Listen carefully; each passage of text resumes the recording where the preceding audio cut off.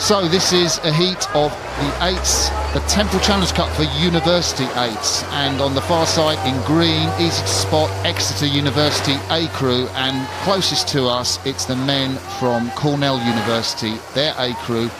This is really a contest between two sets of lightweight rowers in the Cornell boat. Exeter, they've got a bit more meat in the middle of that boat, but you can see it's the smooth rhythm of Cornell, who are a fantastically successful crew on the lightweight scene in the States. Take a length lead early on in this race. Yeah, this is a pretty definitive lead so early on in the race, and as we come down the course now, just jumped ahead, we can see that Cornell lightweight crew looking comfortable and confident out ahead, I would say, of the Exeter boat. Yeah, we'll talk about Cornell in a moment. Let's just say Exeter, while they're in shot, coached by Richard Tinkler, of course, who's known to have been doing coaching with Oxford in former days, and he's got a great programme down there at Exeter University. 4 of that 8 that you're seeing, the men in green, are first-year students, and one of the men, John Peterson, JP, only started rowing in October. That's the man in the 5 seat. If you're expert in rowing, you can spot that. So it's a lot of promise for the future, but these guys from Cornell have dominated. This Cornell crew are very well drilled, very sharp and tidy.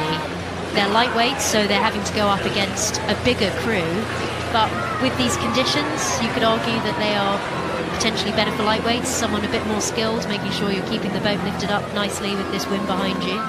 Yeah, they were the fastest lightweight 8. Varsity 8 in the United States. Of course, lightweight sweep rowing is a massive thing in the United States of America. I was talking to their coach, Chris Kerber, of course. He's won here in 1994 in the ladies' plate. The Americans beat the Nottingham and London crew. There's the Exeter crew. You can see JP, big 5-man there with the sort of white shades on his head. Only started rowing in October. Here he is in the Temple final.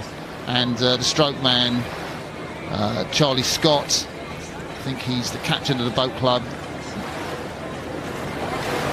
You wouldn't say he started rowing in October from looking at him, would you? No, he's great. A little bit upright, isn't he? But I mean, he's really getting the meat on, and Richard Tinkler thinks that that's really going to help. You know, he's the power man. He's going to be the asset for Exeter University Boat Club in coming years.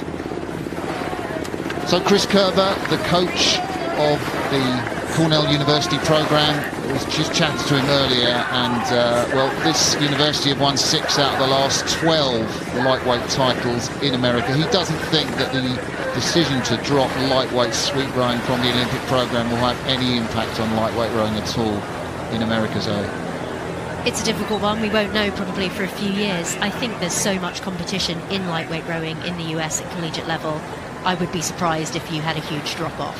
I don't think a lot of these guys are doing lightweight rowing for their unis to make the national team. I think they're doing it to row, for their college crew. So I wouldn't imagine that there would be a huge drop-off in the quality of that competition. The beautiful shot of the bowman there in the Cornell crew. That's Eric Johnson. Just how fluid he is around the turn. You kind of want your best rower in the bow just to sort of help set the 8 up in these tricky conditions. Rowing in a Hudson shell, which I would say maybe a little bit more challenging to sit than the yellow alpaca shell in these conditions, Zoe.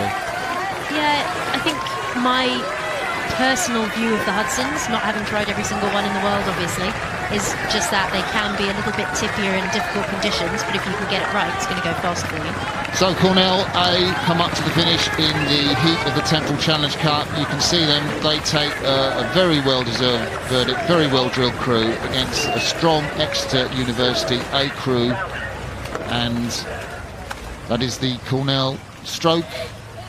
Pat, the George, cheering, and there's the verdict there.